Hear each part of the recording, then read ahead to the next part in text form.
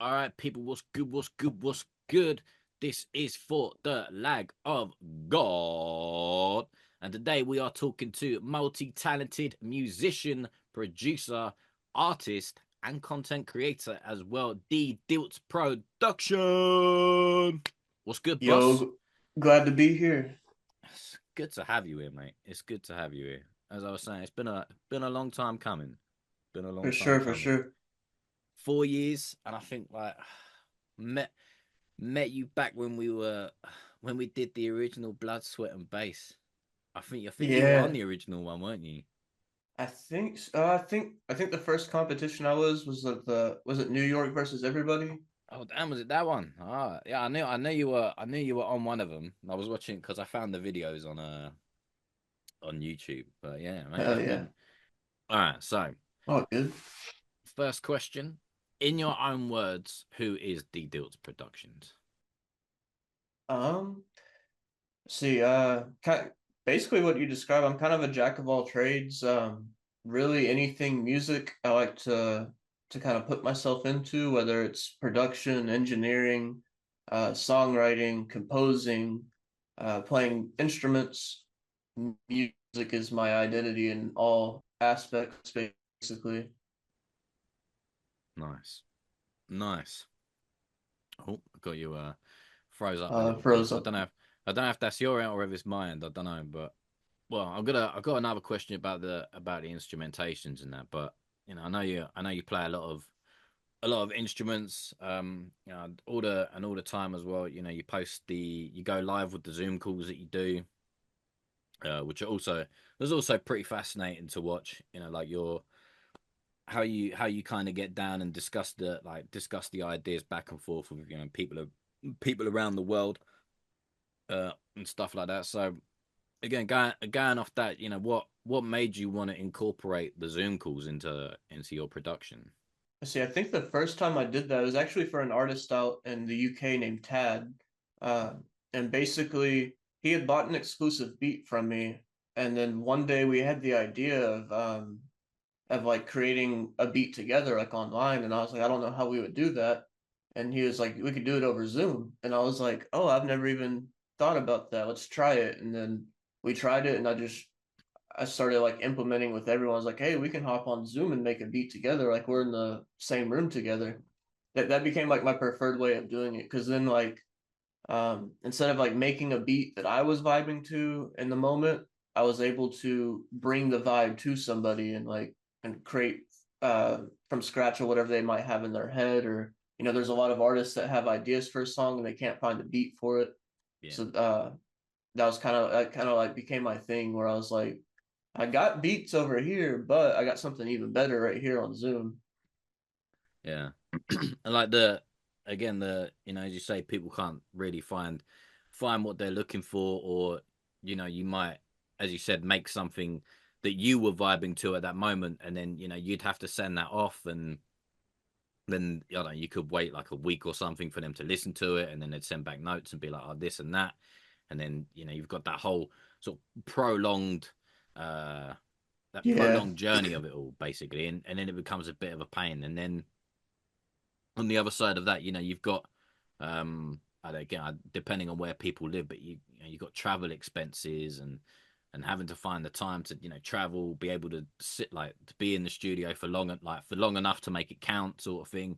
um Yeah. so yeah, it's like it's definitely a great way to do it, because like, as you see on your lives, people say like, oh, I like that, or what about this, and what about that, and you're keeping, as you say, you're keeping that studio energy, but you're like also saving money without having to travel and like make as much time as it. So yeah, I like, I do like the way that you brought that in. Like, was it weird at first, like trying to get the audio set up? Like, do you go straight through Zoom, or do you use like Loop Masters, or what's the other one? Oh, there's an audio. I think there's Black Hole is another one too. Yeah.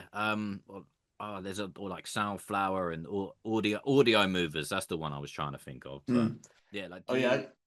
No, go on. I just go directly through Zoom. I I don't remember how to set it up, but I know like in Logic Pro, there's a set like for the input and output settings, there's a Zoom audio option.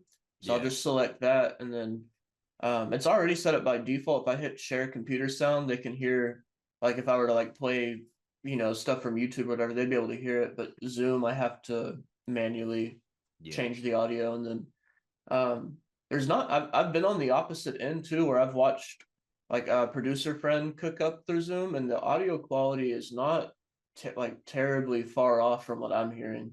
I mean, sometimes if you have a connection issue, it might buffer a little bit, or it might sound a little, yeah. kind of thin. But for the most part, they're hearing what I'm hearing, and especially if they have headphones or speakers or something. Mm.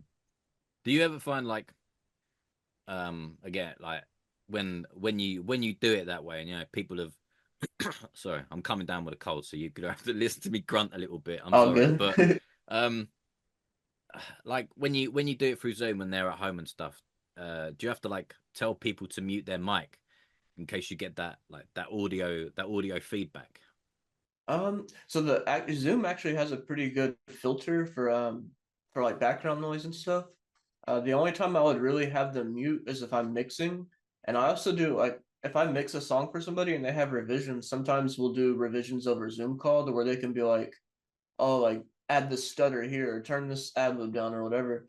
And I've even let people just watch me mix from scratch too, but I'll usually mute them and then just tell them like if you have a question, just hit the like hit me in the chat basically, or just wave at me or something, and I'll unmute you.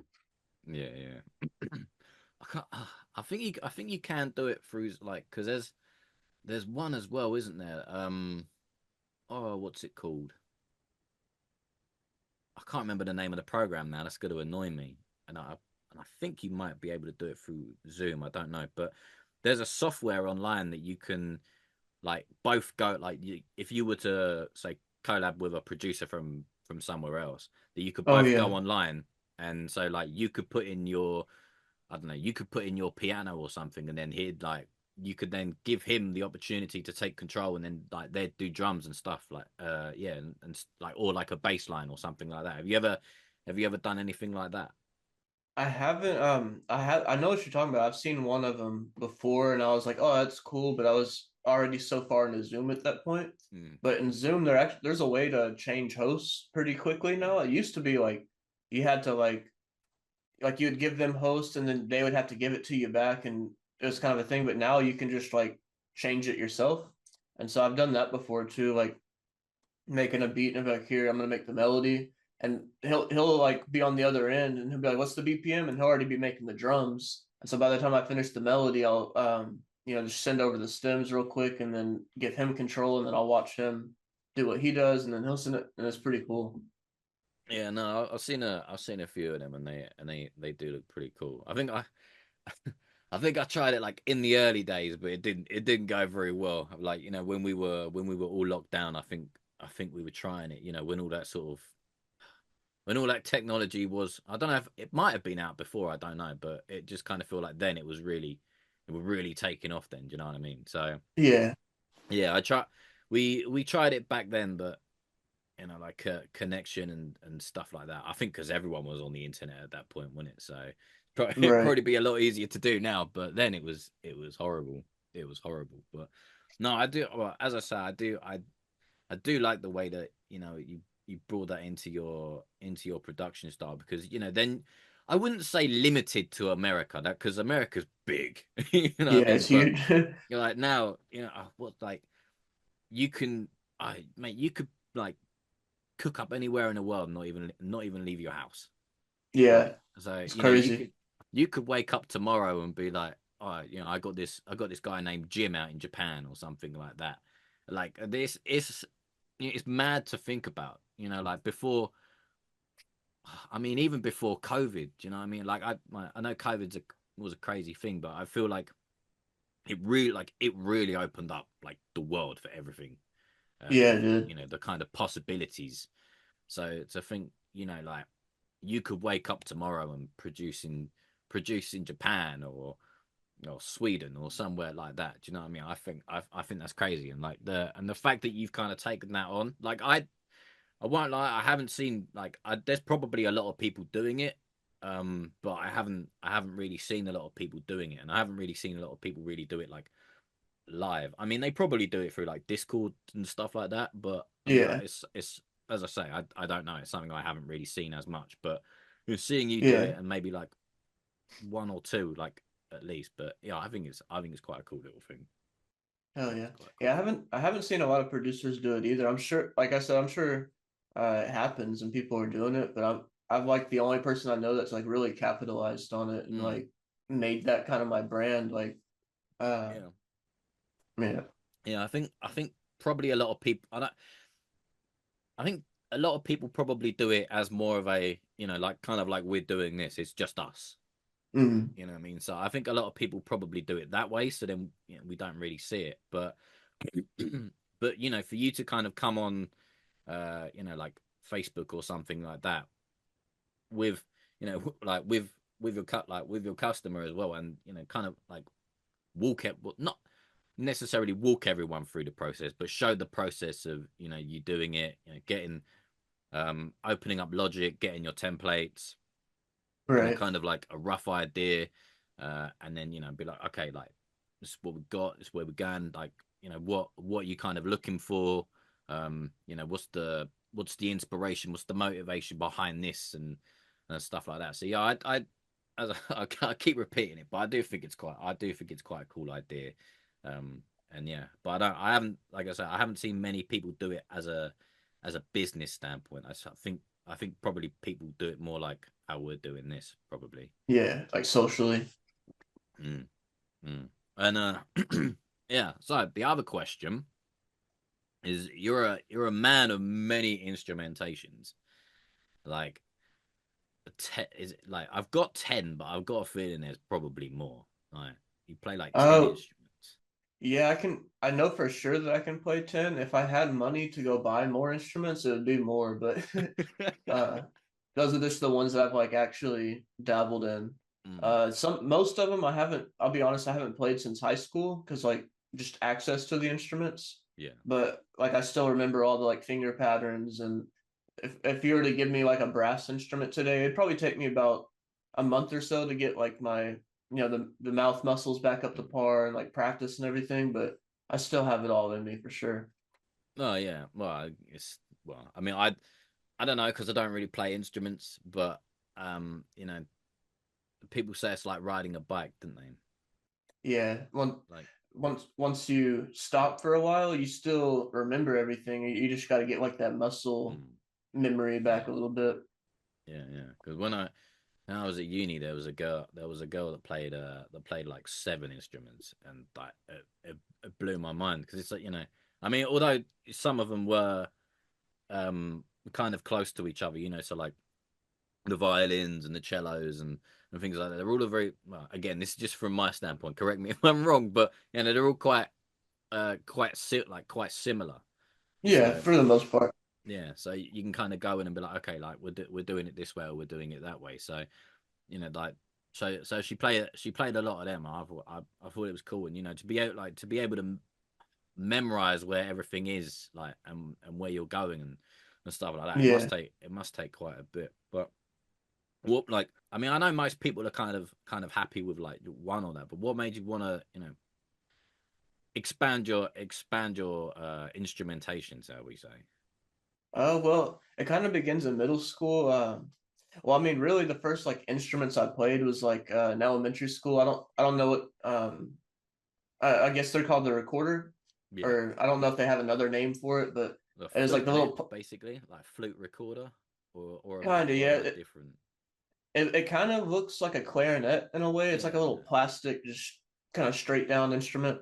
yeah. I mean, that's technically what I first started on, but I used that to audition for a middle school in our school district that you had to like get into with something, whether it's like a music audition or like a math kind of thing. It's like a magnet kind of school.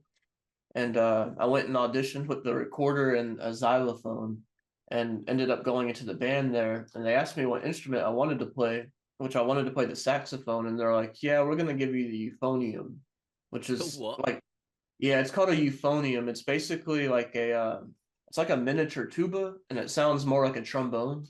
Oh, Um, It's also I've called, never heard of that before. yeah, it's the alternative name for it would be a baritone, but it's basically just like a small little miniature tuba. And Mm. I was so mad. I was like, I don't want to play this. I don't even know how to spell that. Like, and so I started on that, and I played that all the way through middle school. And then at some point in middle school, I discovered piano, and that's what really sparked my love for like composing and like music in general. Yeah. But then when I got to high school, I was in like marching band, and during the summer band camp, they're like, we need tuba players. Is anyone interested in learning tuba? And I hated the euphonium at the time, so I was like, I'll learn the tuba. And then it just kind of catapulted from there. I was like, learned the tuba, and then I was like, I want to learn the trombone, I want to learn the trumpet, the French horn, the cello, and I would basically ask my band director like, hey, can I stay after school and just mess with it for a while? At that point, he kind of just would put me anywhere that they needed instruments. So like, oh, we need a trombone player for the jazz. You want to do it? Hell yeah, I want to do it. And then uh, Mm. I fell in love with just playing multiple instruments because each one has their own like personality and different way you can express yourself on it. Yeah. And yeah, I love that. No, again, to be honest, mate, I'm jealous. I'll be honest with you, a little jealous. Do you know what I mean? I tried to learn guitar once, and I found it difficult, and I was like, nah, I don't know about this. I have a very short attention span, like a very short attention span, Yeah. I've got a drum kit up in the loft or attic, I believe you call it, but Oh, that's um, cool. and it's just up there. Do you know what I mean? I had it, and then it was just taking up loads of space. And it was just kind of in the end, it kind of just became a bit where I just hang my washing. So Yeah. I was like, I don't know about it. So I'll just put it up there, and maybe one day I'll go back to it. But yeah, like I had it for a little bit, and I was trying to do that and stuff, and my attention span got the better of me, and I stopped. But no, it is on the list. Probably want to get some room, but yeah. So yeah, I think I am a little jealous, to be fair, mate. But I think I think it's also kind of cool because you play all those instruments, and also the good thing about that is um sorry, like if you were to go into into like studios with other like session players, or even if you were to invite session players to you in a big studio, mhm. you've got that uh, you've got the know-how to play that instrument, so you could say I'd like this, and you could kind of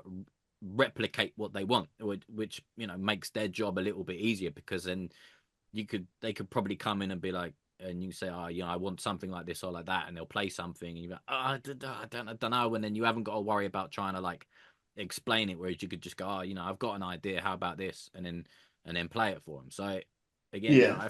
I think something like that, and having that many tools in your belt is also an amazing thing to do as well, because you already know the language, you know how to talk it, you know how to play it. So yeah, again, it's another great thing. So I actually did do something like that maybe 2 or 3 years ago. I'm sure you've heard of him, PG Brown, that I produced for. yeah, You yeah, might probably seen his name pop up. yeah. He The R had and B singer. Yeah. Yeah, yeah. So he lived in Dallas where I was living, and we had the idea to do like a live studio version of one of his songs. Mm. And that was actually a really cool session because the piano that we used was actually donated by Elton John to that studio that we used. Oh So wow. that was a huge deal for me. But we had a bass player there and a drummer, and I played the piano and guitar and kind of bounced around. But I did exactly that. I was like, hey, like for this section, I want you to do this, this, and that, and then like drums, I want you, like I was basically like conducting the whole studio Nice. session and stuff, and it came out really cool. The video's on YouTube, um, Mm. but that really made me want to like be in big studios doing that like all the time because that was even if I'm not playing the instrument, just like being able to like, I mean that's technically what producing is. Producing's not always beat making. Sometimes it's guiding things Mm. around. and Mm. I absolutely love that. Someone called it the narration of the story. Yeah, Like you're helping tell that story, because as we were talking about, people come into your sessions, and they got an idea, but they don't know how to express it in that way, and that's like, and that's the job of to be able yeah, to you know write write that book, and write that book in such a way that they want to go out and tell the world about that book, and the world wants to read that book. And it's kind of like that little piece in time. Do you know what I mean? Like yeah. that timestamp, say this is when we did this, and hopefully, the music is, or the story is amazing, and people want to tell that story for years to come, whether that's through like karaoke, or through covers and stuff like that. So yeah, Hell like yeah, it's all about the guidance. for Yeah. sure. Mm.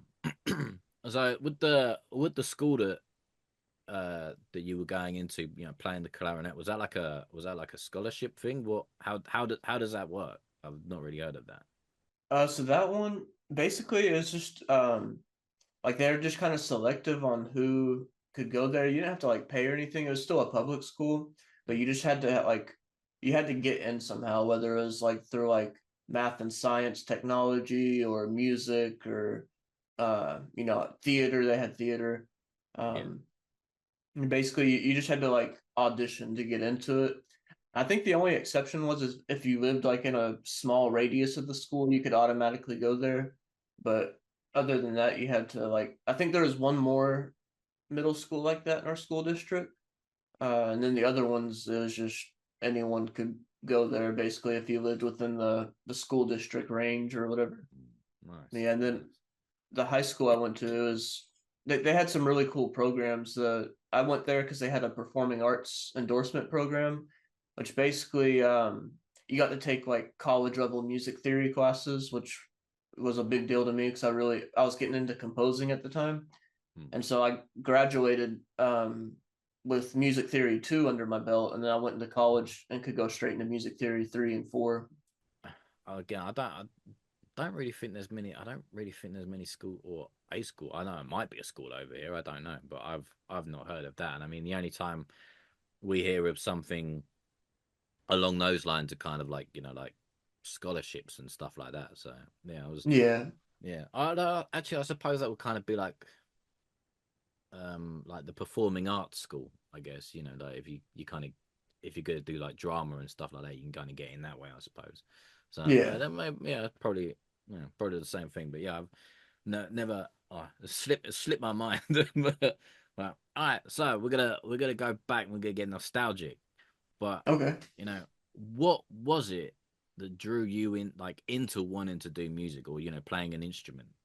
Right. Honestly, I don't know if you've ever heard of the movie called August Rush.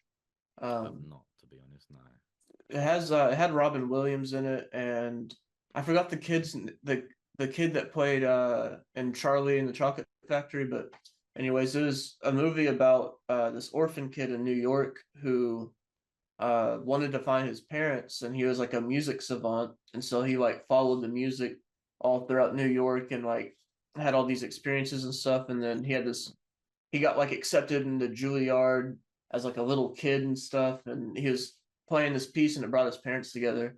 And at the time, well, my parents have always been separated, so my little kid brain was like, maybe if I play music, maybe I can bring my parents together, which is kind of sad to think about now. And honestly, I'm glad that they never did get back together.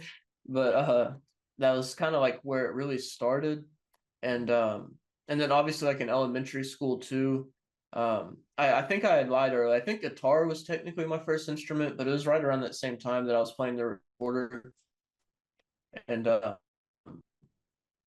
I just had fun with it. Like I just loved playing the guitar and the recorder and stuff, and like just making sound and learning songs and stuff. And that's like really it just kind of like those are like my roots, and then the whole tree grew from there basically. And then obviously like listening to music growing up, I always loved listening to all different kinds of music, whether it was like classic rock, like old '80s metal, hair bands and stuff, Mm. country, pop. I loved classical all the way from the beginning, but Hey, mate, like whether you're inspired by a film or or something like that, I mean, it's led you in some good ways. I mean, if it did happen, that would have been crazy. Do you know what I mean? That would have been crazy. You think the power could the power of music bring bring your parents together, and if they had got together, like how crazy would that have been? Like yeah, it would have been pretty crazy, but that would have been a for whole for your mess. little kid brain and been like, yo, did I do that? Like, oh, that's nuts. And then if you could do that, you'd be like, what else can I do? And like Yeah. that would be weird. Like that, oh, I don't even know how to comprehend. Like, you know what I mean? But that would be crazy. That would be absolute crazy. Um, and what was the other thing? Yeah. So the other question I got for you, or another question I got for you, is you said about classical and that you really enjoyed in classical and then when you were talking about the studio thing about conducting and stuff. Mhm. Well, what was it mostly about those genres that made you want to learn that? Apart from the many instruments that you learned through school, but what was it specifically really about classical and jazz that made you want to learn? Um, I think I think it was just the beauty of it, honestly. Um, it's like especially listening to classical. Like a lot of people would listen to classical, like go to sleep, it put them to sleep, kind of bore them or whatever. But as a kid, I would actually, if I put classical on when I was going to sleep, it would keep me up all night. So I would just be like analyzing what I was hearing and like really paying attention to all the different layers and textures and stuff like that. And so it just really fascinated me that like hundreds of years ago, people wrote these symbols on pieces of paper and then this came out of it. And Mm, I just really wanted to be a part of that, like, I guess that beauty and that complexity. Um, because I remember in middle school, I that's like when I really tried to compose. I asked my teacher, like, hey, how can I get notes onto sheet music for the band to play? And he put me onto this free software. I think it was called Note Fight, something like that, where you can basically go in and put the notes in. And I never looked back. I was like, this is what I want to do like forever. I just want to compose music and have these big orchestras and bands play it back for me and stuff. Um, yeah, I think my love for classical just came from just appreciating like how complex and like genius that it was.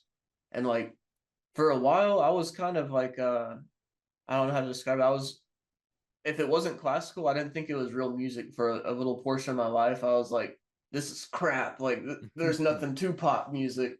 And then mm, obviously like my perspective changed over time and I was like, pop music can be beautiful and complex too, because it's really about feeling and not so much more about like technique and stuff. mm. Uh yeah, for a little portion of my life, I was limited to just classical because I thought everything else was just garbage. uh, yeah, I'm glad my perspective changed on that because I would just be playing sonatas and shit right now, which that wouldn't be that won't push music forward. Playing what uh hundreds of year old music, it's not gonna like push music to the next level.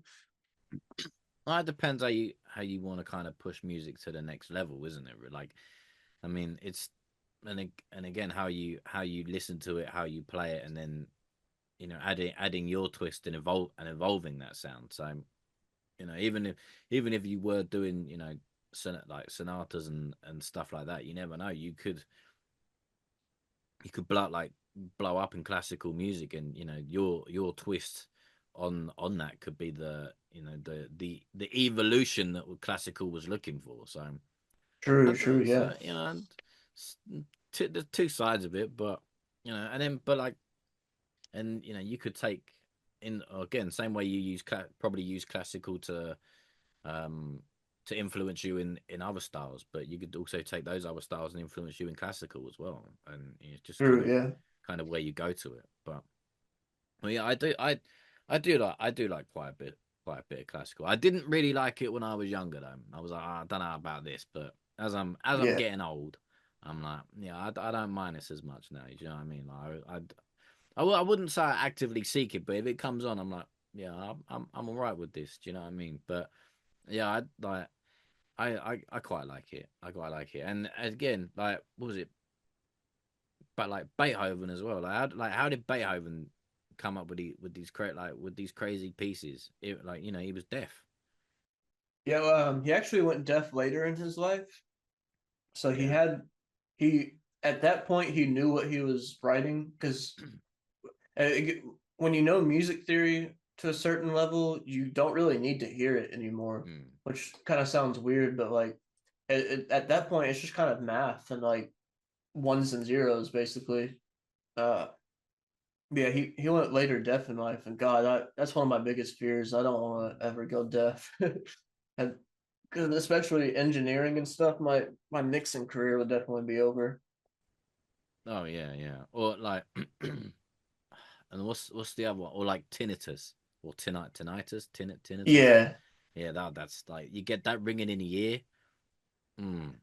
I sometimes get that ringing. I honestly think it's from all the years of just blaring loud music and Yeah, headphones. yeah. But I'm much more careful about like hearing now. Like if I were to go to a loud concert, I would definitely want earplugs because Mm. yeah, I've already done enough damage. I don't need to do anymore. Yeah, I'm not, like it's weird. It's weird now because like when I go to work and we'll put music on and stuff like that or whatever, and they'll be like, turn it up, turn it up. I'll be like, no, no, like don't turn it up too much, like don't, like yeah, have it loud, yeah, to that thing you can hear it nice, but it's not like it's not gonna hurt your ears. Everyone's just like, don't Yeah, worry about it. It's like, trust me, mate. Later on, that you're gonna wish, like you're gonna wish like those. It's those also those random moments of silence as well, and you'll just hear your ear go, boo, and you're like, yeah, oh, has it started? Has it started? Oh God, I hope not.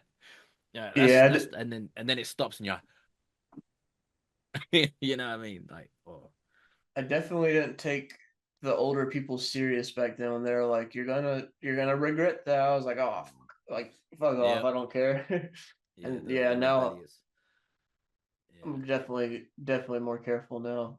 yeah. Like, even like when I go to cinemas and stuff. Although this might also be part of the misophonia thing that I have, but like when I go to cinemas and stuff like that, I take like the little foam earplugs and just put the Yeah. earplugs in. Just like, look, don't talk to me because I'll probably end up shouting back to you.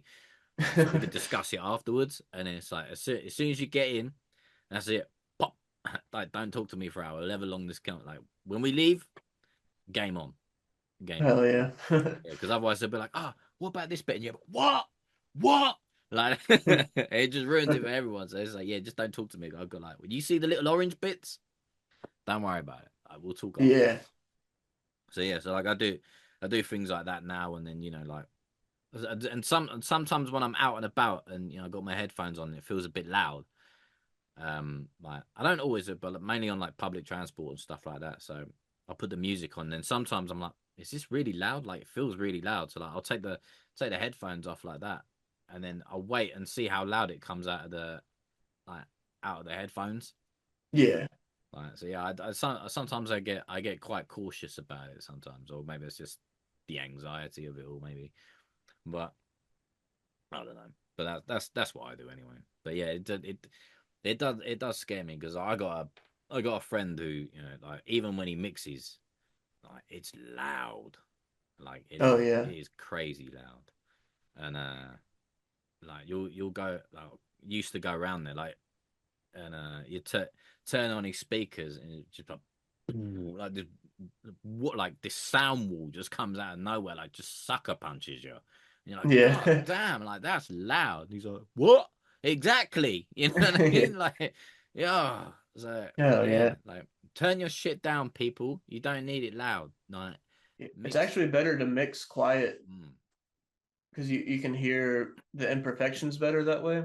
The only time I'll really crank it is like at the very end when I like want to just see how it does at loud volume. But I used to do that. I used to mix loud, and I'd get to the car and be like, "Why does my mix sound like shit?" And it's like, well, it was so loud that you couldn't hear what you were really doing. mm, yeah. So no, I usually mix like below half, like at like 30% or so, 30 to 40%. and then at the end I'll crank it up and be like, okay, that sounds good, loud, that's enough, and then turn it back. Yeah, yeah, yeah. All right. Um, so again, this kind of ties in with the with the narration and stuff like that. But what what is it about music production that excites you? I think the biggest thing is I kind of go into that like orchestrating things. I just like bringing people's like ideas from their head to life. That's like the biggest thing for me. Because it really is a fulfilling thing.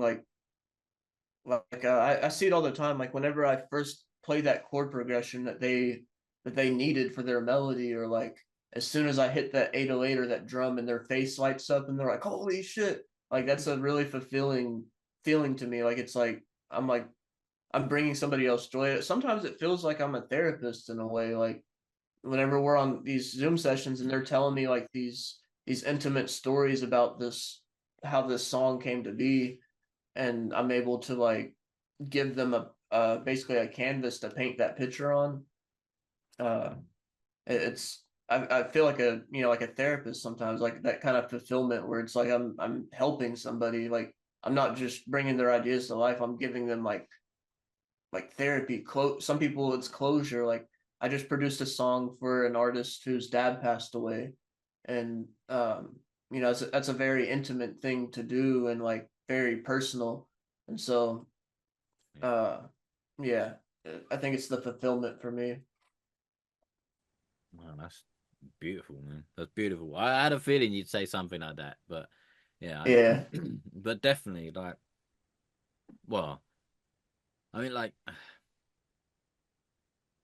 yeah, I'd agree, like therapy in that, because again, music can elevate something so far. Our words can only take us so far, but music seems to be able to kind of cross that somehow.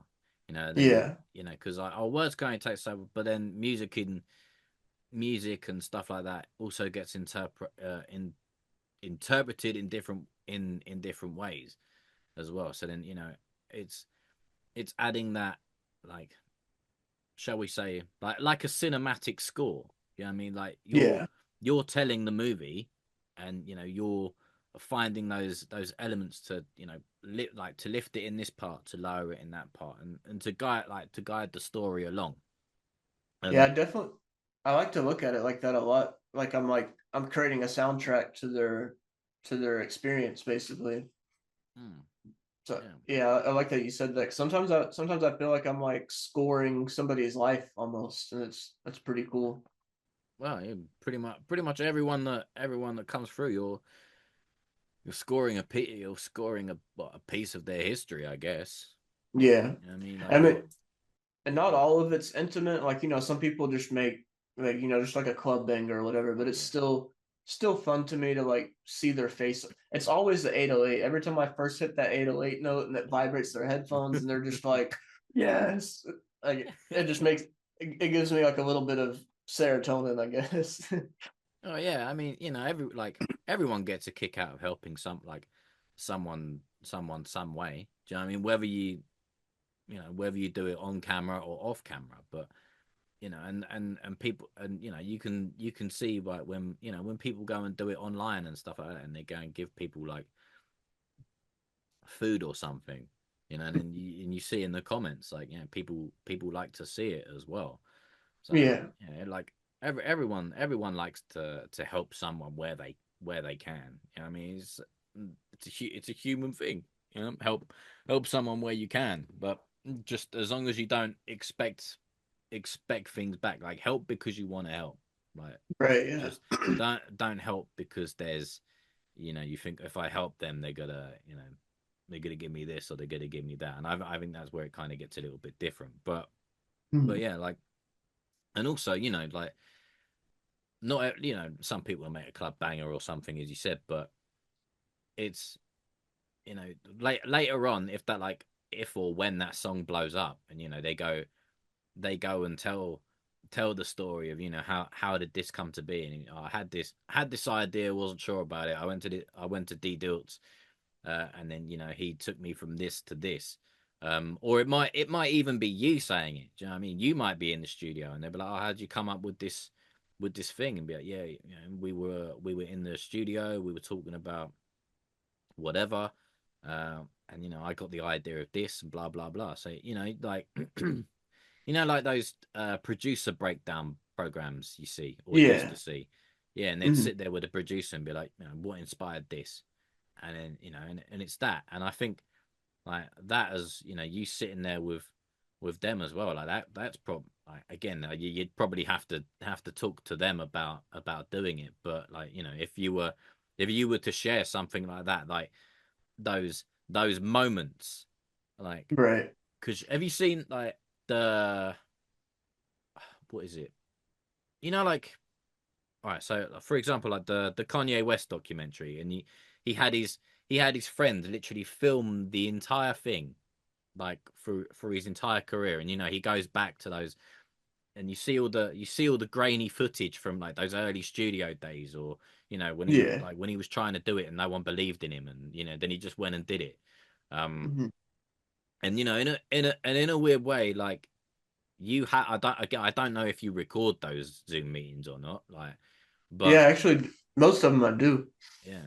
And so, in a weird way, someone might hit you up in a couple of years and be like, DDiltz, mate, I need I need that. And then you've got that footage, and you've got all those different like all that different footage and stuff that you could use as well, if in say, I don't know, 20 30 years, and they're like, yeah, we want to make a documentary on DDiltz, and you're just like, oh, there's all this Zoom, like all these Zoom calls we had, like, Yeah. and stuff like that. So you're also adding that to the artist. You're adding that to yourself as well.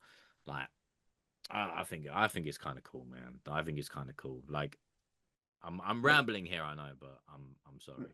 Recording those Zoom sessions, it actually came in handy one time. Because funny story, I was producing for an artist out there in England, actually in the UK, and he was like, we were doing the beat or whatever, and he kind of gets up and doesn't come back, and I'm like, I'm almost done with the beat. Like, where is he?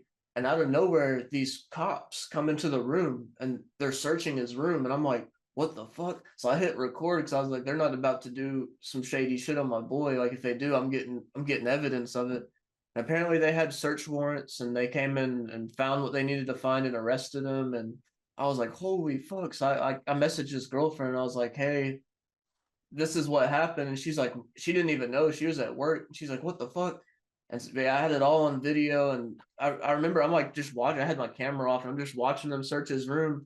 And one of the cops comes up to the computer and they're like, oh, it looks like he's on a call. And they ended it. And that was just so surreal. I was watching a search warrant from across the world, 6 hour time difference. That was probably one of the craziest Zoom experiences I've had. But I can like, imagine. yeah, it was crazy. I was like, they have no clue that somebody in America is watching them right now. Yeah, they probably thought it was like a work thing or something. Yeah. That's nuts. That's nuts. But yeah, well, there you go. Another advantage of things like that. You could have helped clear his name depending on what might have Yeah, happened. if they That's like, I was like afraid they were gonna like try to plant something and mm. do some shady cop shit, but Yeah, I yeah. had his back though for sure. I was like, y'all aren't about to mess with my boy. We were in here cooking up fire and y'all just ruined it. Wow, then yeah, then I don't know. If he did it, depending on what the song was, you never know. You could put it in a music video. Yeah, he actually he wrote a song about that, and he said my name in the song and everything, and it's Oh pretty man. cool. It's not out yet, but when it's out, I'll be sure to share it and share that story. Oh yeah, man, that's fucking nuts. Like, I wasn't gonna ask you about it, but as we're talking other crazy stories, like there was a story that you shared, very intimate story, and like, and also I applaud that that you shared it, because that was some crazy shit. Like, that was some crazy shit. But the studio session of the gunshot, Yeah. that blew. I was like, what the fuck? Like, Yeah, that was pretty nuts. Uh, and basically, I there was this guy in Dallas, and he was like, "Hey, I have this small little studio. I'm looking to have like an engineer in it. You want to come?" And so I was coming, and basically he was like, "If you make me beats, I'll like let you use the space to make your money or whatever." So we're making a beat one night, and he's like, "Hey, I have a group of friends. They're coming from the club. They're lit. They're probably gonna want to spend some money. You down?" And I was like, "Send, hell yeah, send them through." And he had a guy that was there already. He was a real quiet dude that just kind of sat on the couch, didn't say anything. And so the group gets there, and apparently somebody in that group and the quiet guy had some pre-existing drama or beef or whatever. And I'm sitting there cooking up this disgusting beat. Like it sounded like a beat someone would get shot in the chest to. Oh and shit. and anyways, the studio owner he leaves to go to the restroom. I have the speakers turned up real loud, just making the beat. They're vibing behind me, and out of nowhere, I just hear this loud pop, like a big bang. And at first, I thought I blew his sub up, or like I thought I blew a speaker up or something. So I like turn it down real fast, and I look behind me, and I see smoke in the air, a guy holding his shoulder, limping out the room, groaning, and then the other guy trying to reload the gun. And like it all clicked to me what happened. I was like, and I smelled gunpowder too. And I have never packed up my shit quicker. I had all my shit in a bag in probably 30 seconds, and I was flying down the stairwell because I didn't want to be involved in any of that. I didn't want to be questioned, none of that. And so I'm out of there, and I later found out that the guy who shot him was a little loose in the head, and apparently when he was trying to redo the gun, he was trying to finish him off, like he was trying to actually kill him. So Fucking that was hell. that was crazy. So from that point on, I've always been very adamant, no guns, and like especially my space in the studio, because like Mm. if we're making music together, this is a safe space. Like there's no reason for you to need that protection in my Yeah. space. And if I go somewhere else, I'm always kind of like, hey, is there a gun around? If there is, like, let's make sure, because those people were all drunk, like they were drinking and shit playing, and when that happened, so Yeah. I'm very careful about now because that all happened right behind me, probably like the same distance that the wall is behind me. So if that guy would have missed by any amount, it could have been me who would have taken it, and it would have either been in the back of my head or my back somewhere, which probably would have been fatal. So Yeah. I definitely like I drove home shaking that night. I was like, I could have just died just now because that it was in my I was in the line of that fire. Man, mate, Crazy.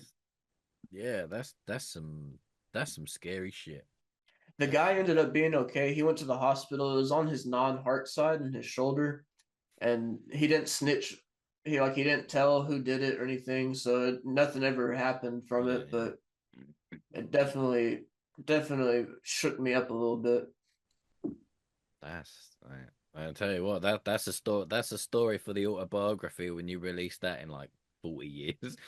And is actually somewhat of a good thing that that happened because that same night when I was driving home, this was like 3 years ago when this huge ice storm hit Dallas and like knocked our power out, and like Texas is not prepared for snow or ice Mm. whatsoever.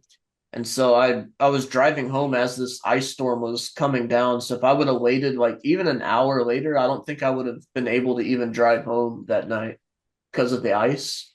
So I was like, it's kind of a blessing in disguise. It got me home when I needed to get home. Well, that's a hell of a way for shall we say, a divine intervention to get you home. That is, I Yeah. mean, fucking hell, he could have just like spilt a drink on your lap or something, but that's fucking that is insane. Like Yeah, I when, got home and just went straight to sleep and woke up the next morning. I was like, did that actually happen? mm, oh man, that like you shared some pretty fucking intimate stuff, and I applaud you for being open about it, and and that like and that's like I don't know, I was gonna ask you about that like thing, but yeah, like you talking about crazy story like that, that's a crazy story that Hell yeah. I always attract crazy stories somehow. I don't know what it is, but I it always have weird shit happen to me. it's not like wow, it's not enough. Well, as long as touch wood, nothing bad happens of it. But it's all it it's all material as well. Do you know what I mean? It's all material. Yeah. You know, you could like you shared it, and you write about it in your book probably in 40 years time. Um, and and then I don't know, like the stories of it, and and also that probably like you said you were making a beat that somebody gets shot to. Do you know what I mean? Like, it's like Yeah. it works in all those different ways as well. But yeah, I just thought that was an insane story, man. An insane story. But um, what's my other one? All right, so a bit of a lighter heart moment, but all right. So if you could pick one artist and one producer to collaborate with, who would it be? My answer to that always changes.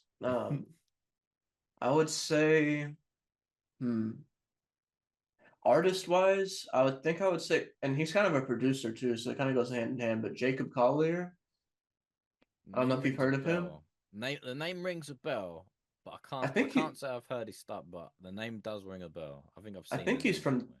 yeah, I think he's from the UK. You should dive into him later. That guy is Is that crazy on is it Jacob like JAC or JAK? a JAC. Yeah, he's about my age, but this guy is just crazy musical. Like plays any instrument he picks up. But his big thing is in concerts he'll basically get the crowd to like he'll get like this section to sing one note, and then he'll get this middle section to Oh, harmonize. is that the And is that the guy that like he goes on stage and then he gets the crowd to kind of be like a choir. yeah, yeah, Oh that's yeah, him. I know. I see him on Instagram all the time. Like he'll be like, oh, and then it'll be like, so you'll be like, oh, like for this side, and be like, oh, for that side, and then oh, that yeah, mate, that's woo. and and I've watched I mean that's kind of like just a small little like gimmick that he does, but I'll watch him on YouTube because he'll like share his he uses Logic like me, but he'll share his Logic sessions and like how he cooks up. I'm talking like this guy has like 200 vocal track a cappella that he did all himself, and like just he's on a whole different level. Yeah. So and I just discovered him like I think this year, maybe at the end of last year, but he definitely would be one. And then producer wise, man, that's a hard one to pick because like I'm kind of all over the place genre wise, and there's so many Mm. different genres. But um, I'd probably say like in this moment right now, I'd probably go with Zaytoven. I would That'd be a cool cook up because he's good with the keys and stuff, and he's been around for a long time. Mm. So, and like that answer would probably change tomorrow, but Yeah, yeah, uh, yeah. yeah, It's it does kind of appear as a tough one for some people because we everyone goes through different phases. I guess it can't like you might be in a Zaytoven mood today. If I'd have asked you that question tomorrow, it could be something completely different. You know what I yeah, mean? So yeah, I think it all kind of depends on I guess the phase or something or the mood that we're in at the moment to define who we answer who we answer with. for Um, sure, yeah. so you said about logic. Um, all right, so there kind of two parts to this question. Mhm. So the first part is what did you use before you started Logic? And then the second part is what made you choose Logic to be your main door? So, see, I started producing in 2020, but before that, um, my little brother, he was still in school, and at that point, they had issued iPads to all the kids to like take home and use and Yeah. stuff. And I had never, at that point, the only thing I had done music creation wise was like notation, like writing out notes on sheet music and stuff. And Mm. so I'm like playing on this iPad because I'd never really used an iPad before, and I saw GarageBand, and I was like, oh, I'm pretty sure you can make music on that. And so it really started there on GarageBand, and then um, like once he uh, had to give the iPad back for the summer, I was like, oh shit, it's on my phone too. I can still use it. And so at that time, I was working at this warehouse Um, it shifted every month. Like on 1 month we would work days, 12-hour shifts. On the next month it'd be 12-hour night shift. And on the Yeah. night shift there was no one around really, so I would just in my downtime I would just play mess around on GarageBand, and I started to get pretty good at it. Like at first, I just started using the loops that they give you, but then I started like actually using the piano and like making my own stuff. And then I had no clue about Logic until his name's Belarus. I'm sure you've heard that name pop up, Yeah, yeah. especially I've in the heard the earlier name. days. Yeah. He was basically my friend that kind of like put me on to production in 2020. And he's like, bro, you're using GarageBand? Like, nah, bro, that's not it. And he was like, you need to get Logic. And I was like, what's Logic? And so when the pandemic hit, we got those stimulus checks. So I used that stimulus check to go get a MacBook Mm. and buy Logic. And then I just never, I was like, this is like GarageBand on steroids. So that's Yeah. what I Well, dived into. right. Because when you first open Logic up, it is just GarageBand. Yeah, pretty much. It looked pretty similar, Yeah. but I was like, there's so much more Yeah. in here than Yeah. GarageBand. Because you get it. Like I remember, because I remember when I got Logic, and I was like, and I kind of played around a little bit with GarageBand, but I was like, whatever. Like, um, and I got it, and I got a when I first got it, I got a mid like one of those little mini Macs, like just the square Mac. That was it. That's what I have. Yeah, Yeah. So I got one of them. Brought Logic, and I opened it up, and I was like, it's just GarageBand.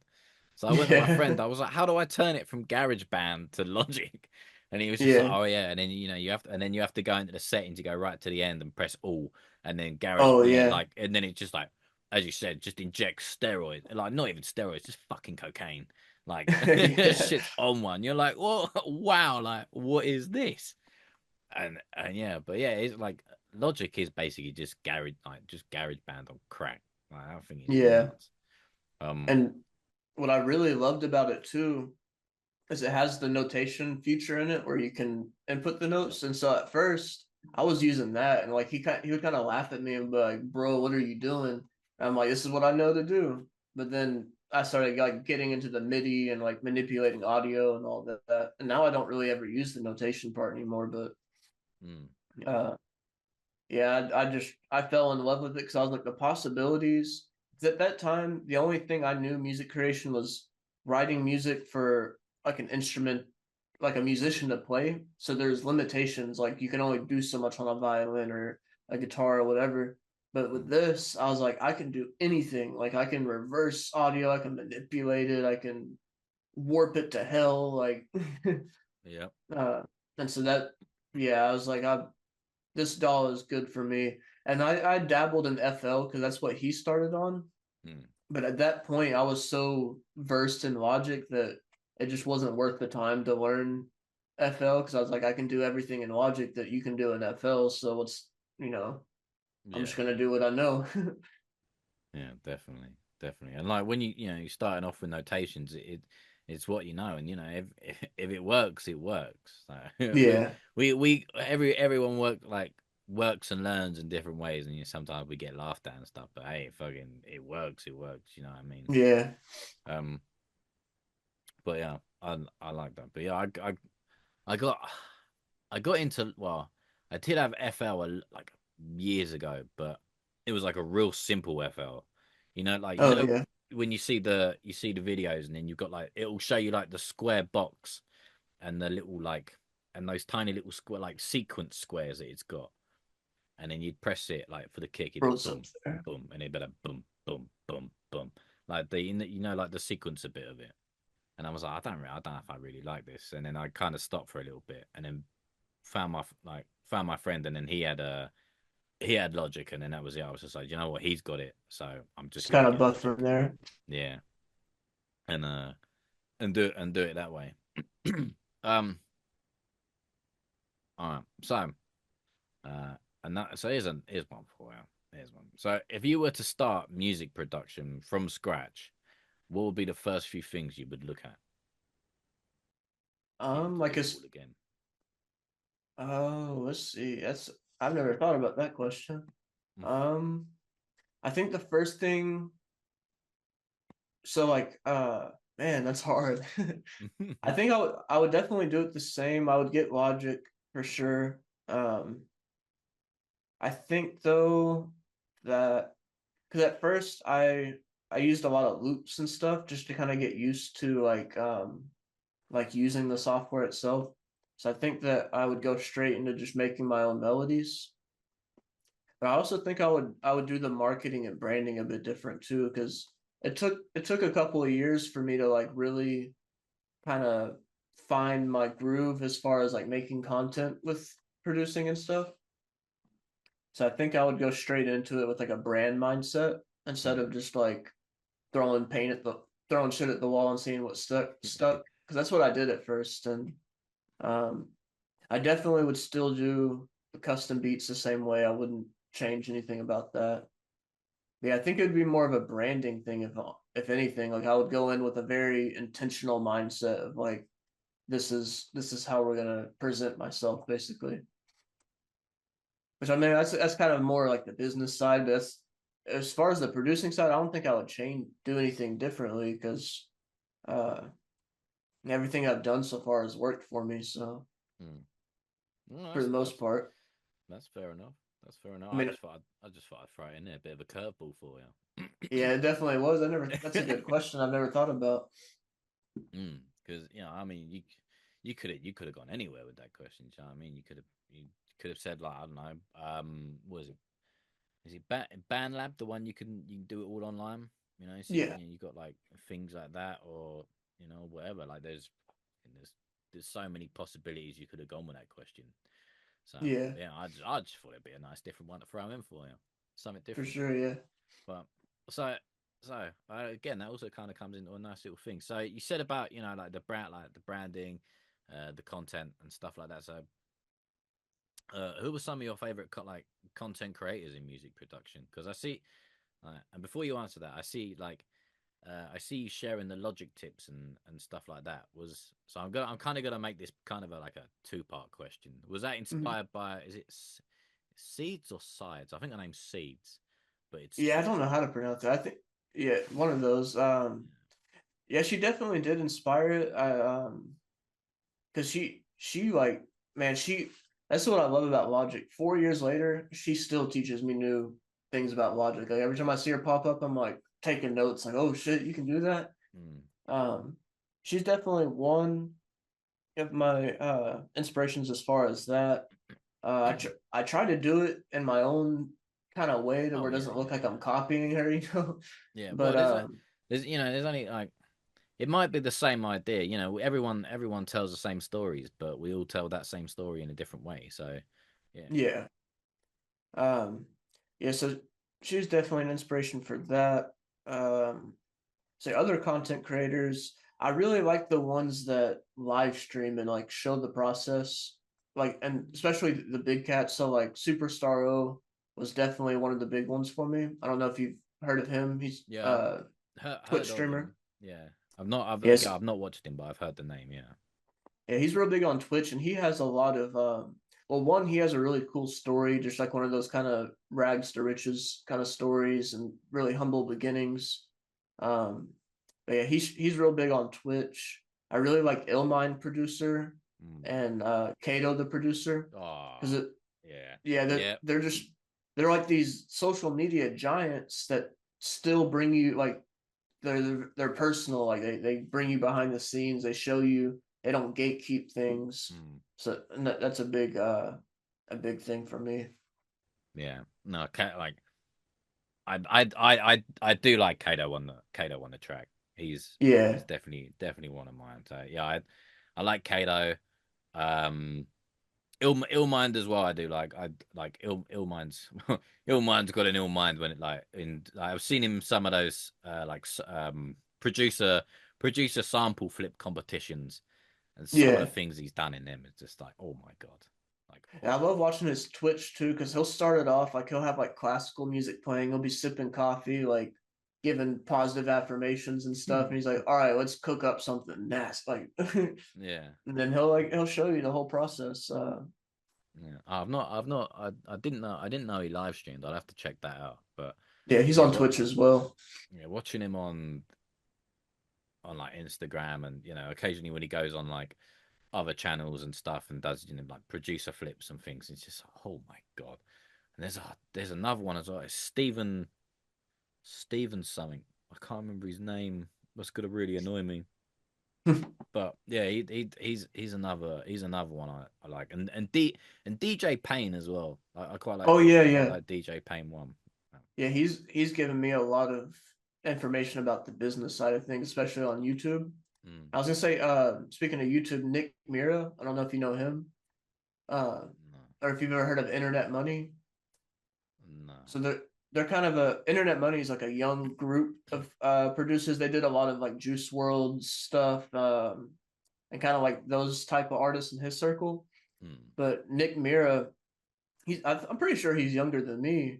Or he might be the same age, but he'll go live and like he'll do like 12-hour live streams where he just cooks up like a shit ton of beats and like he's real fast with it and he'll even talk to you while he's doing it like I'm doing this because of this or whatever.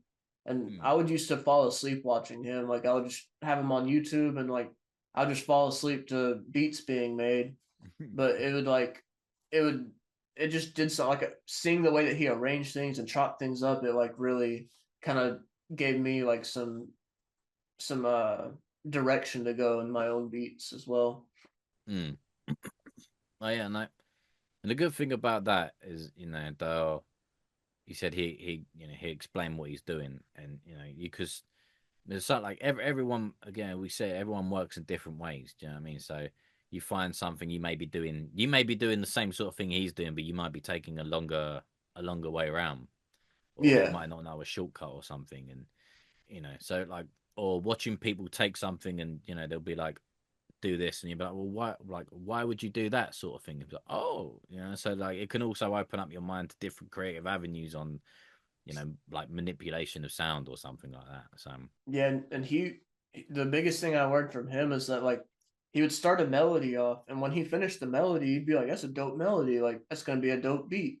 But then he would like consolidate it all to one file, flip it, reverse it, pitch it, add this, add that, reverse it back, flip it back, and then you get this whole different melody. And that's like, I need to try stuff like that. And then every once in a while, like I'll make a melody and then just warp it to hell and back, and then get a whole different melody out of it. mm, create your own sample and flip it. Yeah, exactly. Well, nice, nice. Another one I like. He doesn't really do too much like music production now, but like Curtis King. Yeah, yeah, I like him too. Yeah, Curtis King is definitely one of my favorites. Hell yeah. He doesn't really do the production stuff now, but he does more of the reaction things uh and stuff like that. I've not joined one of his reactions live, when because he does beat critiques as well. So Mm. I've not joined them yet, but yeah, when he does his reactions and stuff like that, or like when he takes you kind of, as you said, like with the others, behind the scenes, like so like him going behind the scenes with his new album that he's just dropped, or EP that he just dropped, Beige, like, and going Mm. behind there and things like that. So yeah, I like all that. I like all that stuff as well. And then another one I like is um, like Clint Music, Yeah. and XJ Will.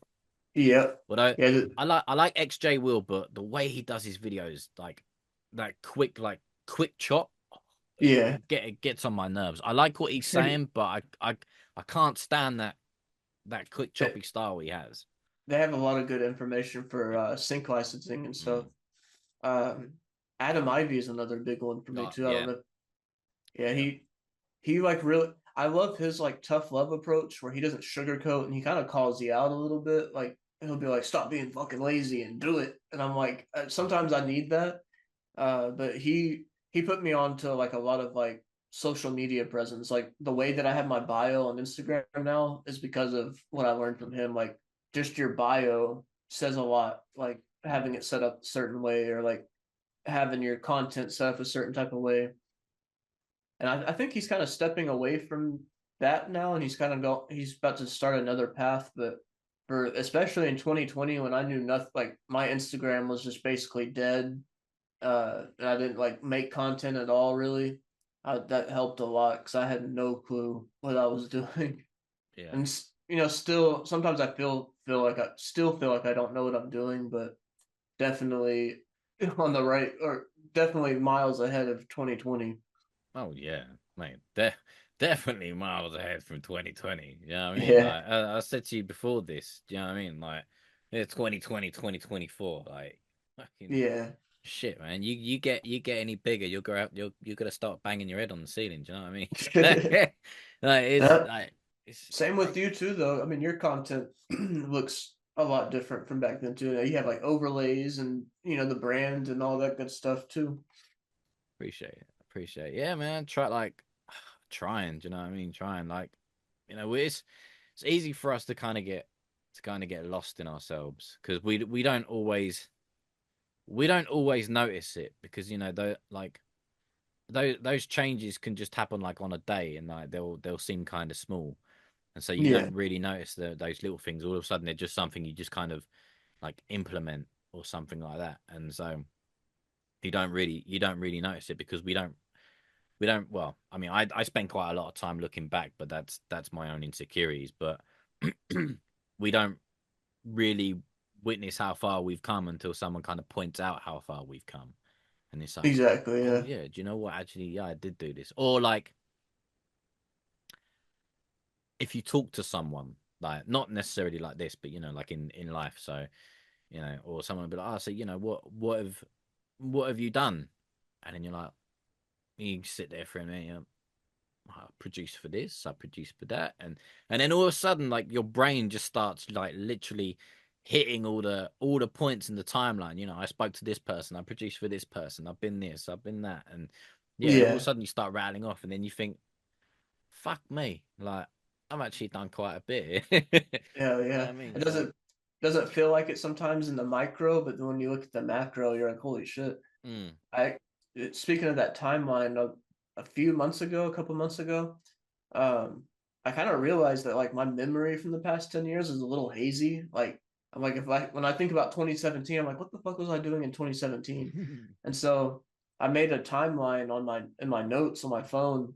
Basically, like I went through my all my Snapchat memories, Google Photos, like just went through all my stuff and like kind of mapped out just big events. That way I can kind of keep track of it all. But uh, whenever I look at it, I'm like, damn, in 2017, I was, slaving away in a warehouse, just dreaming about doing music. And then fast forward, 2019, I had this big breakup with the girl I was living with, and I had to move back home. And then 2020 came with COVID, and it just kind of mm. looking back at it, I'm like, damn, like just a few years ago, I had no clue I would be doing what I'm doing now. Yeah, yeah, yeah, like well, like so, hang on, I'll show you. Well, I won't show you, but like, so sometimes I buy like these little like calendar books. You know what I mean? Like Oh yeah, little things like that, and then kind of depending on what like what I do that day. Um, I don't know, like if I spoke to someone about something, or or like I got into like a collaboration, or I've spoken to someone about something that could be something, and then I write it in there, and then on my notes on my Mac as well, I write it all in there, and then I write it in a book, and so then yeah, like I'm I'm now on my second pad of just stuff that I might have spoken to someone in passing about this or and stuff like that. So yeah, kind of like almost journaling the the journey. oh yeah, And yeah, and doing it that way. So then like you know I think what have I kind of done, and then it's like, all right, I'll go and have a little look and read it back. yeah. And It so yeah, helps. yeah, definitely, definitely. Right, what else have I got for you? All right, so go. All right, so go. We'll keep with the timeline thing, but instead of looking back, what does the future hold for DDiltz? You know that that's kind of another question that changes all the time, but I have a general kind of dreams and goals. Um, Yeah. so originally my first goal with music is I wanted to be a film composer. Really wanted to Yeah, I make music remember for that. Yeah. soundtracks. So that's still definitely like that's one of those things like that might not happen to my 50s, 40s or whatever, but I don't care. Like because most film composers you see they have gray hair, gray beards and stuff.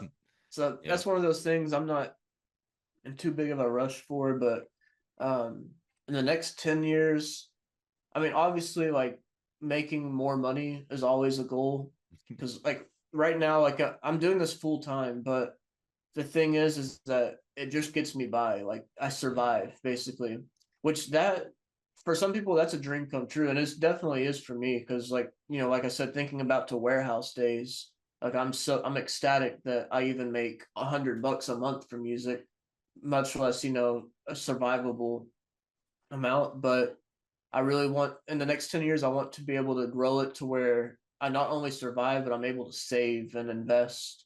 And because I really want to invest into having like different kind of streams of income, kind of like how Shaquille O'Neal, Yep. like most people know him as a basketball star, but he's all over the place, like in all kinds of different businesses. Yep. That's kind of where I want to be as well, to where I'm just I have multiple streams of income that came from music. In his case, it came from basketball. Mm. Um, so that's a big goal. Um, I definitely want to open a studio one day, and I'm not necessarily like, be in it all the time, but I just want to own a studio that, and maybe even hire people to a standard that to a standard that I Yeah. would agree with. Definitely no guns in the studio. uh, Yep. because that'd be and not just like a studio with foam on the wall. Like I want a studio that has like an A room, a B room, a room for drum tracking, for orchestra, for big choirs. Like I want it to be open to all levels and types of music. Yeah. Um, that those are kind of the biggest points. I really want a studio. I want to um, be financially free and eventually have my soundtracks in a big Broadway or blockbuster movie or even musicals, anything like that. Mm. um, right now I'm taking the steps towards sync licensing, Yeah. kind of baby steps, because it's time consuming to do beat making and engineering full time and trying to survive from that. But on the sides, I'm definitely like working up portfolios and submitting here and there. But yeah, in the next 10 years, I definitely want sync to be a big part of my life too, and to like kind of be the go-to producer for the same way I'm the go-to producer for a lot of artists. I want to be that way for companies. Like, let's hit up Mm. this guy for what we need. Um, yeah, I think those are the biggest ones. Well, man, they're pretty nice goals. Like, Yeah, I get everyone's, some people again, people's things change every day. Some people start out and they want the mansion with the 15 rooms and 15 bathrooms, or this and that. But if that mate, that's a pretty nice goal or goals. yeah. Right. And I don't know if you've seen on social media or not, but right now I'm kind of in the process of trying to join the military. Yeah. Um, I'm trying to do that more so that way I can set myself up a little bit better because like I could keep grinding out the music and stuff, but it might take several years to get to those kind of points I was telling you about. Whereas I feel Mm. like the military will kind of give me a way to like actually save that money, and so by the time I get out, I can invest a lot more into what I'm doing now and kind of fast track all of that. Um, but I'm gonna need a bunch of waivers and stuff, so it's gonna be a process to. I might not even be able to get into it, but I'm trying anyways. Just worst they can say is no. Yeah, yeah. Like I have seen that. I wasn't going to ask questions about it because I was I don't know, but I have seen that, and like it's a good idea. Like it's a good Yeah, idea. Do you know what I mean? You go in. Well, again, I'm not entirely quite sure how the military works there. From to be honest, I'm not even really sure how it works here. It might be the same sort of thing. I mean, I had a I've got a cousin in the military, but we don't really speak that much, to be honest. Yeah. But it allowed him to. It's let's say he had a mistake, he made a mistake, uh, Mm. and he found it hard to get work. Went into the military, and it gave him the chance for him to prove himself. And he's doing well out of it. Do you know what I mean? He's doing well. He's got his own place. He's climbing the ranks. He's fucking smashing the shit out of it, to be honest. Oh yeah. And yeah, and so it gives him a place to go. They look after him and his family, saves his money, stuff like that. So yeah, I mean, why not, man? If you can go in there again. Depends where you might be stationed and stuff like that. Somewhere to save your money, uh, looked after, um, and like, but then again, it's also like the different. I mean, I don't. I'm gathering your time management's pretty good, but it's the thing I could think of off the top of my head. But like time management, structure, like like Yeah. all the different types of discipline, and things like that. Like there's quite a lot of well, quite a few entrepreneurs that have like that military experience because it allow like it changes your mind to just forget about the faff, like stop faffing about and And like do it. focus. Yeah, it gives you that focus. It gives you it's fucking if you can I don't know carry a backpack full of bricks across a mountain. Yeah. You know what I mean? What else can you do? You know what I mean? Like, and again, some of them have like, I mean, what is it like the Marines or something like that? They have like, you got to basically survive like torture and stuff. So fucking, if you can survive crazy things, Yeah. like imagine what else you can do.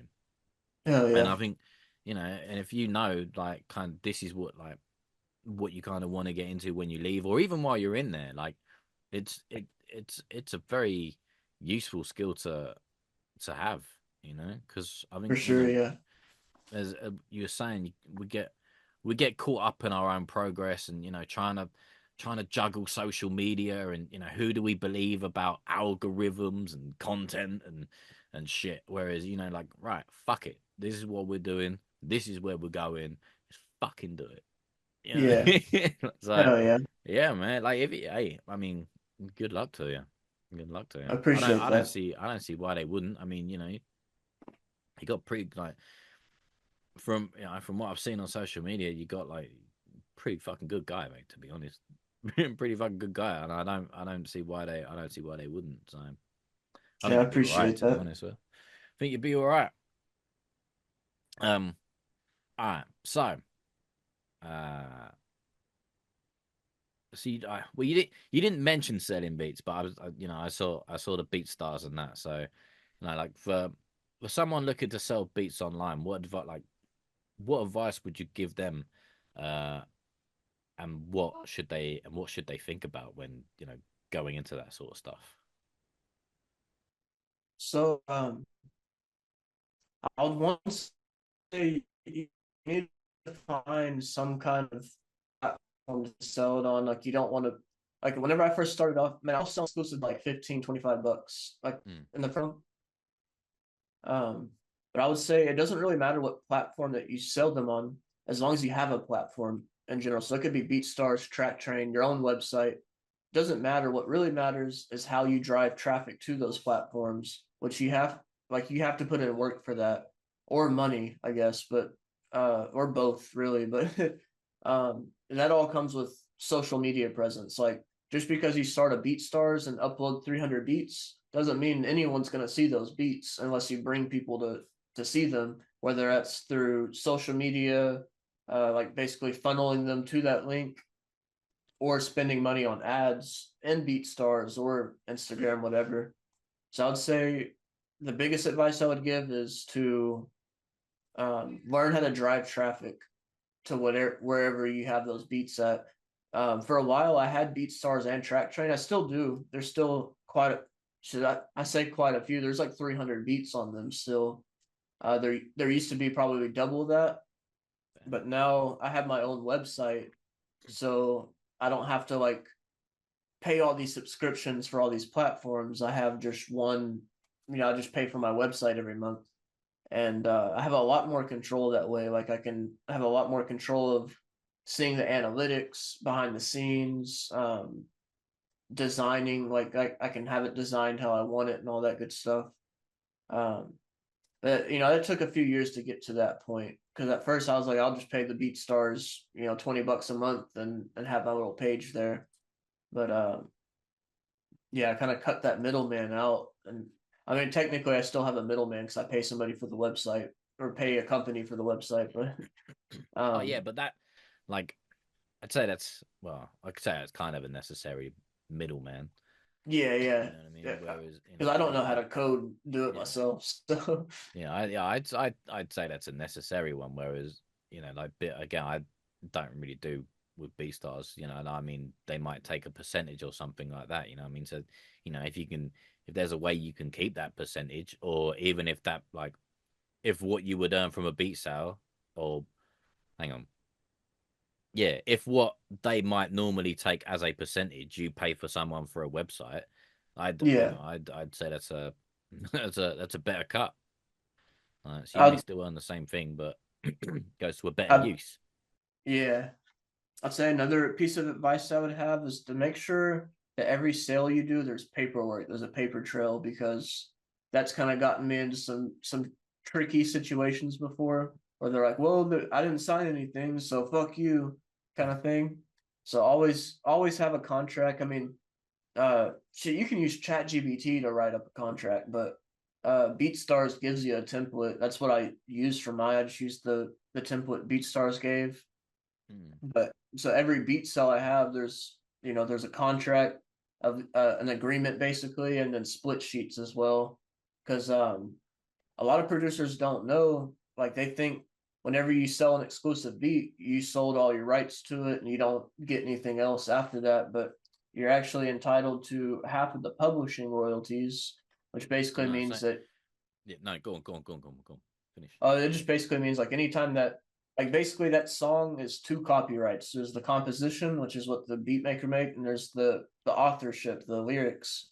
And so every time that song's performed publicly, whether it's, at a live show, TV, radio, whatever, there's two parts to those royalties, and a lot of producers are missing out on their part because they think, oh, I sold the beat, it's done. But you're basically just, whenever you sell an exclusive beat, you're basically just selling exclusivity to them, to where like basically only them they can use the Hmm. beat. It doesn't mean that they own it Yeah, necessarily. You still own your things, unless they have work for hire agreements, which is basically that, where you sell it outright and that's it. But I would, like, for me, it would take probably 7 digits for me to sell a beat like that, because you just yeah, never know where it can go. hmm. Yeah, yeah, yeah. There's been a couple things like that, hasn't there? They've done it for a bit of hire, and then next Yeah. minute that song's like completely blown up, and they're like, "Fuck, man, missed out, I missed out on a check there." Like, Yeah, like even if someone was like, "Hey, I'll give you 100,000 for the outright rights to that beat," I'm gonna be like, "Yeah, but if you have that kind of money, then to invest, you're gonna make a lot more than 100,000, and I'm not going for it. Like I want to eat too. I hmm, mean, then like 100,000, that's a lot up front, but just knowing that they have that to invest in the one beat, they're definitely gonna make more. Like they have to, unless they're just they just got money to throw away, then whatever. But usually somebody with a budget like that, they got profit in mind. yeah, yeah, Yeah. definitely, definitely, definitely. Oh, that's cool. That was nice. That was nice. All right. Another advice one for you, and then this probably be the last one, but and it probably goes on to the last one you sort of said. But what advice would you give to someone looking to start out in music, like either as a producer or an artist? Ooh, I would say I would say expensive things don't matter as much, especially when you're starting out. So like, don't think that you have to go get, a $3,500 U87 to record yourself, and don't think that you have to max out all the third party plugins. I would say just start with where you can. For me, starting where I could was GarageBand. For some people, it might be BandLab or whatever. But Yeah. I'll say start with what you have. And Adam Ivy actually said this, to use what you have until what you have pays for what you want. And that's kind of always stuck with me. Like, um, and I've done exactly that. Like, use what you have until that what you have is making enough money to get what you want. And for me, like, I have a Slate Digital mic now. I think I paid $800 for it when I got it, Yeah. which I saved up for a couple months to get it. But before, I had a $20 pawn shop mic, like some like super cheap AKG mic or whatever that was super busted and old. But I used that until I was able to get this. And like same with like the laptop I started on. It was a 2013 MacBook Air that I bought in 2020. So even in 2020, it was 7 years old. It had 4 gigs of RAM, and eventually I was producing for an artist on Zoom, and it just kept freezing. Like I couldn't even finish beats anymore. And he's like, "Listen, bro, how many songs would you produce for me if I bought you a new computer?" And so I was like, "Damn, that's crazy." So Produce for I you for get life. yeah, I gave him this crazy number, and he bought me this 2020 Mac Mini, which I've been using ever since. And it Yeah. still does the job, but now I'm like, okay, now it's time to, like, especially for the film scoring stuff, it's time to go ahead and get like 32 gigs of RAM instead of 16. So Mm. yeah, I would say use what you have, and then also don't think that you have to stick with one style, one genre, one thing. Just because when you're starting off, no one knows who you are. No one necessarily cares who you are until Mm. you give them a reason to care. So you basically just throw everything you can at the wall, see what sticks, and then capitalize on it, basically. And I'm still in that process. Like obviously I'm not rich and famous yet, so like not a lot in the grand scheme of things. Still I'm a nobody. Like no one knows who I am in the big grand scheme of things. So I'm still like every day trying different things out. Like I'll make a country beat, see how that does. I'll make Mm. this, I'll do this, I'll do that. And and sometimes you'll gain all kinds of fans from all different walks of life doing that. Like if I made country beats a lot, then I'm gonna start attracting people that love to rap, to sing, rap, Yeah. whatever, on country beats, or just country beat or country artist fans in general. And then on this other end, making like symphonic music that's gonna attract a whole different group of people, and etc. Yeah, no, man, I agree. I agree. Like, I don't quite quote me on this, but or 'cause I can't quite remember how the quote goes, but like it was something Jay-Z said as well was, um, if you're gonna put like if you're gonna pay for something, make sure you can buy it twice. Yeah, that makes That, sense. that's yeah, that's something I kind of go by as well. Like, is if I want it, make sure I can afford it twice. So Yeah, that's yeah.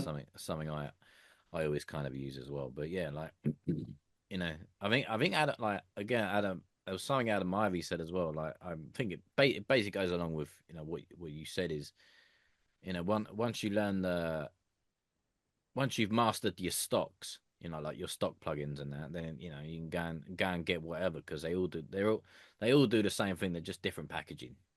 Yeah, You know, yeah, so pretty much. They yeah, all they all just look a little bit different. And what I've noticed is with the expensive plugins, you're basically paying for convenience. Like it's easier to get from point A to point B in them, but that doesn't mean that you can't get from point A to point B with your stock ones. And even still, like I still use stock plugins every once in a while. Like I love Logic's compressor. Um, they have this new saturator that Chroma Glow. Yeah, mm. Chroma Glow. I've been using that a lot. So, and like I have a lot of third party plugins. So I have so much that it becomes kind of harmful when you have so many, because then it's like you kind of get like indecisiveness, like fuck, what compressor am I use? I have 600 of them. Yeah, yeah. I And think you have when you have too many, you're like, fuck, what like you kind of get lost for choice, and then you're like, oh well, and then you start kind of like, well, what does this do? Like, what is it that one does? And like, what is it that one does? And then I think if once you have too many, you kind of get stuck a little bit because you're Yeah. like, if you've got like one or like the odd couple, you'd be like, right, yeah, I'm gonna go for that one. But if you got like 600 of them, you're like, shit, like what one do I use? And then I think after a little while, you kind of slow yourself down in that like creative process. Yeah, and another thing that sucks too is I only have 250 gigs of space on this computer. And like, you know how Apple is, like half of that's taken up by system storage you can't do anything about. So I'm constantly sacrificing like, fuck, what do I have to delete to make room for this? Yeah, like most of that system stuff, like it's just I hate that system stuff. Like you can get rid of it. Like I mean, I don't know if you've got Adobe, but Adobe's horrible for stuff like that. Mm. Yeah, I don't Like have it. I had to delete quite a bit of system storage and things like that. So yeah, it is quite annoying. Like having to just go into the library and be like, all right, what is it that I don't use? I mean, Yeah. and then yeah, no, it is I annoying. always hate doing that because I'm like, what am I gonna give up? And I'll see these list of plugins. I'm like, damn, I don't ever use them, but I might want to use them one day. And it's like, oh fuck it, just Mm, I'll come back to it if I ever do. yeah, or the worst one. Like I don't really have the problem 'cause I don't really have many plugins and that. But like occasionally I'd go and delete something, be like, oh yeah, I've not used that in ages, and probably thought, you know what, I've probably never used that. And then next minute, for some reason, I think you're like sometimes I'll go through like old stuff like still on my hard drive, and they'll be like, oh, this plugin is no longer available. Ah, Oh bugger! yeah, Like, hate that's what that. I used it on. Like, and you're like, oh, what? Oh, and you're like, I've just deleted it, and now you've got to like come up with the idea. So then you listen to like the recording that you've got of it, and you're like, well, that's what that's doing, and that's why this song sounds nice. And now it's like, well, how am I gonna?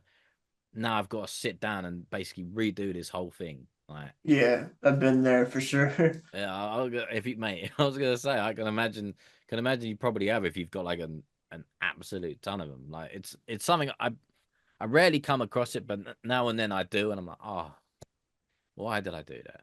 Why Yeah, did I do that? But yeah, no, I like that. That's some pretty sound advice, to be honest, mate. Some pretty sound advice. But thank you. yeah, all right. So yeah, that's all I've got for you. So hang around. I'll quickly do me little ending bit, and then we'll have a quick chat after. Sounds good. All right. So that is it for me, and that has been multi-talented musician, music producer, artist, content creator, and also a bit of a music guru, to be honest. DDiltz Productions. Oh shit, I forgot to say. Tell the world where they can find you. I've just done that, and I completely forgot. Yeah, let's tell the world where they can find you before we Oh forget. yeah, pretty much all social media you can think of. If you just type in DDiltz Productions, I'm sure I'll pop up. And then my website is ddiltzproductions.com. That's DDILTZ Productions with an S. Lovely, lovely. I am. All right. Cheers for that, and that has been for the lag of God. All right, take it easy, people. Peace.